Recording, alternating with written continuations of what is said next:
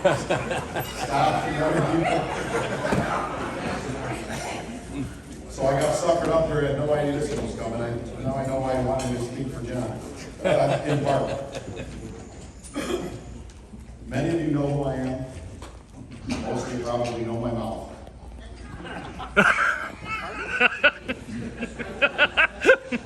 I got on this job in 1995 in January.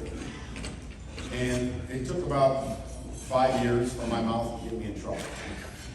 To the point where there was a big target on my back. I just painted a little neon paint on it and made it easy to find. But for the next 15 years, they were coming after me every chance they got, because I just wouldn't back down. For those 15 years, there were moments where, what are you doing? Maybe it's time to go find something else to do. As I hit that 20-year mark, I kind of decided, I know I'm not alone. I know there's other officers in CPE that are experiencing similar things because they just don't like anybody who stands up to the machine and stands up for themselves. So I kind of gravitated toward this vision of taking my personal fight on a broader level for 10,000 plus active members. I'm humbled by that opportunity I had.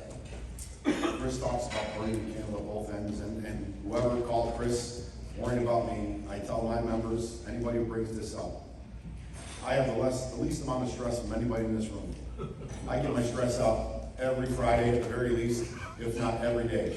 I don't hold nothing back. You're gonna know where you're at. And my stress comes from suicides, 14 days.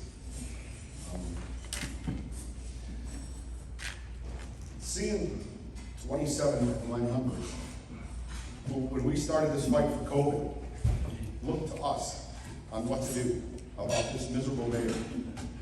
And they wanted to know what the lodge was advising. And we said, we're gonna fight. We're gonna fight until we don't have any bullets left in the gun and a breath in our lungs. And many of them took our advice and disobeyed a direct order from exempt ranks and got a complaint number for that, which they were advised if they did, could lead to termination. But yet they understood the importance of protecting our collective bargaining rights, and they stood by what we were asking them to do and provide cover for other officers and try to build a resistance against this just regime of insanity. And for those 27 members who are now still sitting with the termination recommendation on the law department's desk that the superintendent signed off on, it's heartbreaking. Their lives, their careers are on hold, on limbo, waiting for that other shoe to fall. But the fight will go on. If I don't know you, feel free to introduce yourself. My fight does not stop at Lodge 7. I told you that trailer will go anywhere. Any presidents, any member wants to ask a question, I certainly will give you my life experience in the police department, and as I offered to Joe, I provide free legal counsel for discipline cases if you need, because God knows I've been through about every situation you can come up with. But I just want to leave this earth better than I found it when it comes to law enforcement. We have a lot of talks about PAC funds and Democrat, Republican. There is no bigger dichotomy than Chicago when it comes to Democrats and Republicans. It is a democratic machine for decades, if not a century. But our profession is gravitating towards the conservative Republican push. So how do you balance that? You try to explain to people that, yes, we did support Trump, got a lot of flack for that. But it was about the job, and it's going to be about the job as long as I'm president for Lodge 7. I don't focus on social issues when it comes to endorsements or politicians. It is all about what makes our job better, with benefits, with protections, and with pensions going forward and salaries. And that's it.